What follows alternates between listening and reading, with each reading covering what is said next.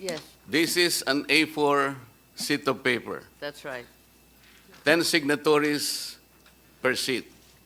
If Anthony Abad is out to get 8 million votes to satisfy the threshold of 8 million, this is the requisite of the People's Initiative, he will need 800,000 pieces of this A sheet. Nakita ko po yung nakakuha ko ng isang ream nito. This paper was imported from Indonesia. This is 70 GSM. I want to ask Anthony Abad.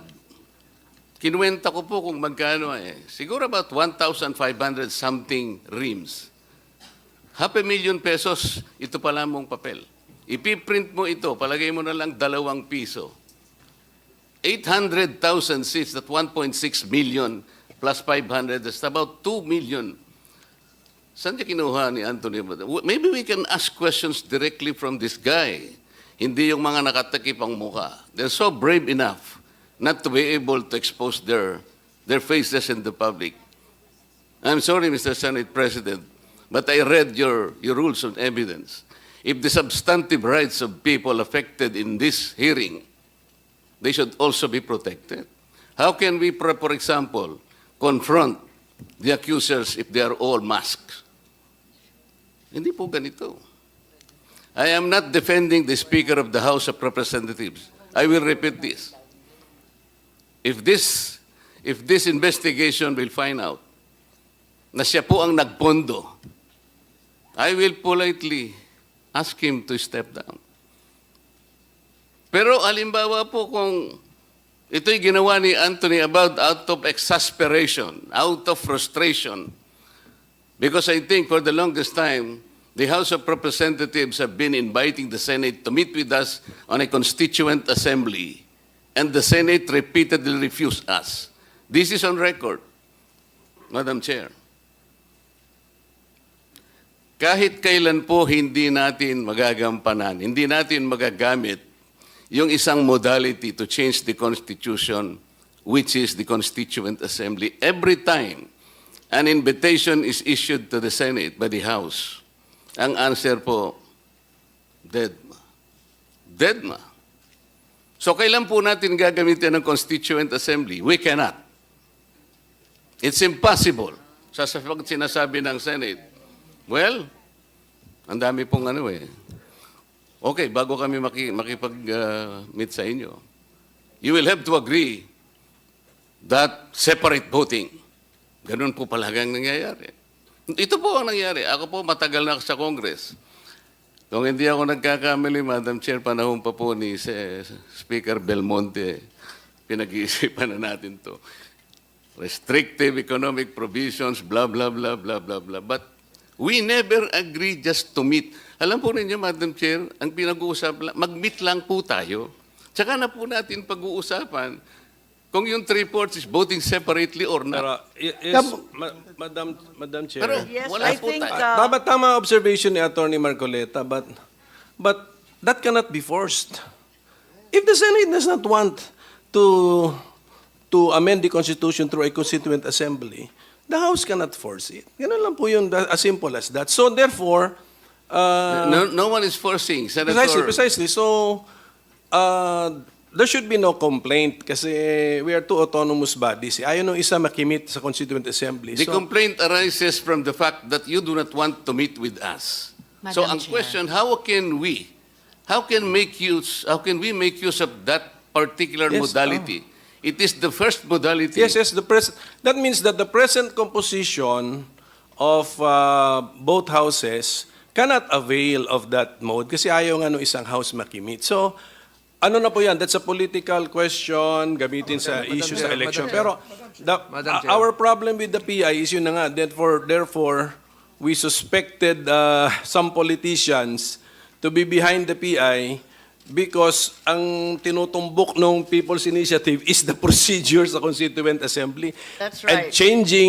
changing the natural meaning of that section, That's Madam correct. Chair. So that's And that. with all due Yan respect yung flow, to yes. Congressman Marcoleta, that's likely a subject of another hearing and another meeting, and perhaps a more confident and benign meeting of the minds at another time. Madam Chair, if I Right may. now, I can see all my colleagues jumping out of their seats to contradict us, but let's not hijack this hearing. Let us Correct. proceed with the next witness, who has very kindly come from the province of Batangas. Yes po, Senator. Madam Chair. Salamat, Madam Chair. Senate President, Madam Chair. Madam Chair, Madam Chair. Can I be I've been recognized, Madam acknowledged Chair? by the Chair. Madam Chair. Madam Chair.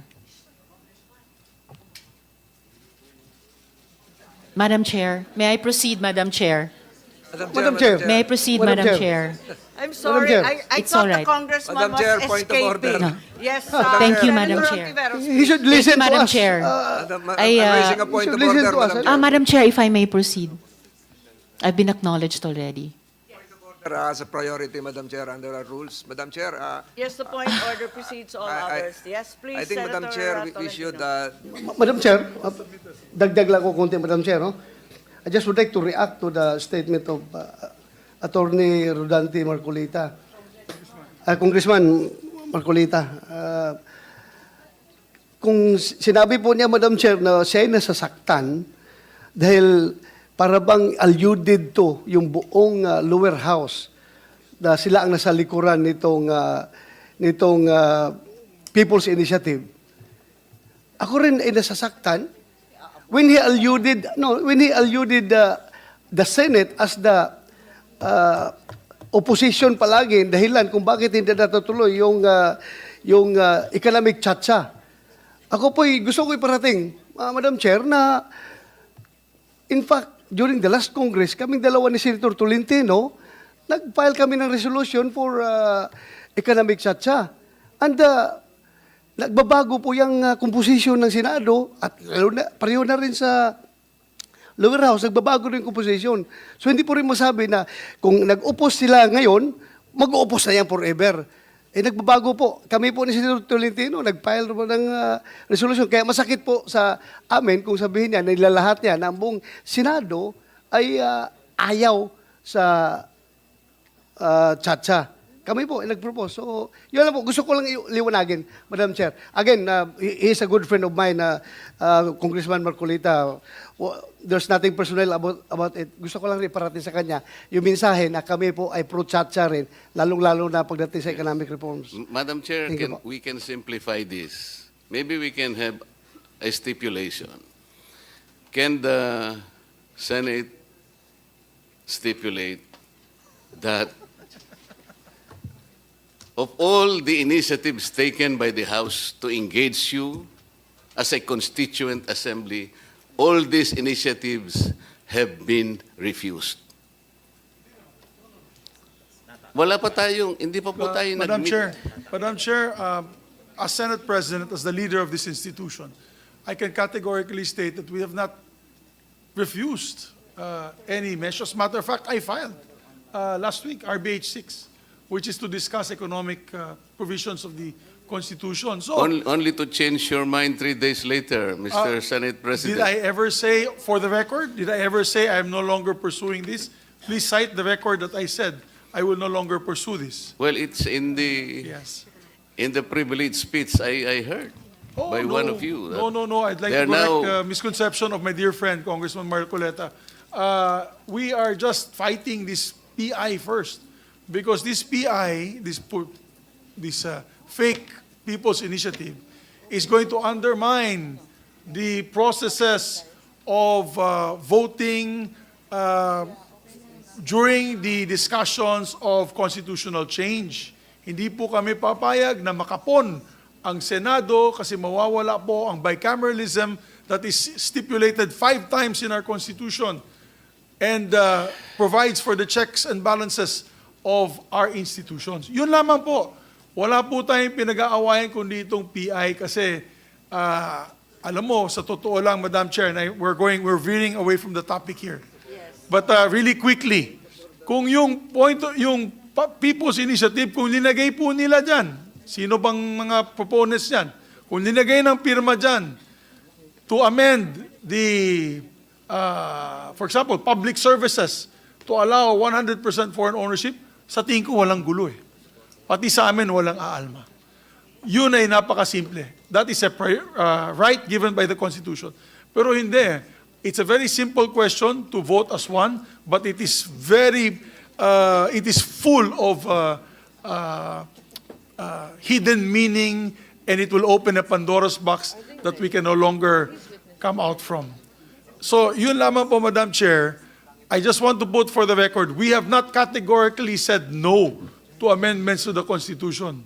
As a matter of fact, I met with the President, and he said, let's discuss the economic provisions and stop this PI. He told me this yesterday, and I'm saying this for the record again.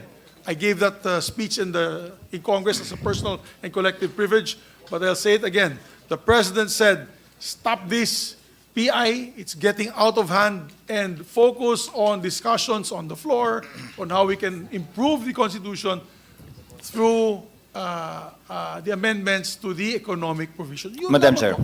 Yun lamang po. Madam Chair, point of order. Yes, thank you very much. I listened Senator intently to the Escudero. distinguished chairperson when she enumerated the basis for this inquiry, which is basically PI. While I know this is a spirited debate that has been going on between the House and the Senate, and we have two excellent debaters here in the person of Congressman Marcoleta, Senator Bato, and SP Zubiri, this will have its proper time at another inquiry and meeting so that we can focus on the witness and also our Resource. numerous resource persons who took the time out to be with us this morning. With the indulgence, of course, of my dear colleague and friend, Congressman Marcoleta. I agree, Madam Chair. So, ang tinatanong ko lang po na kung meron tayong ma-stipulate, sapagkat totoo naman hindi pa tayo nag-meet as a constituent assembly. That is a fact. From all the invitations we had given to the Senate, wala pa pong nangyari doon.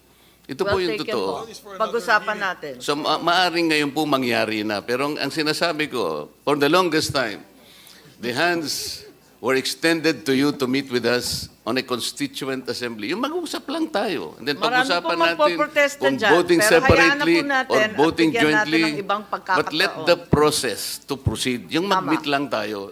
Napakaganda na po sigurong simula yon. Thank you. Mr. Senate President, Madam Chair. Thank you. Thank you po.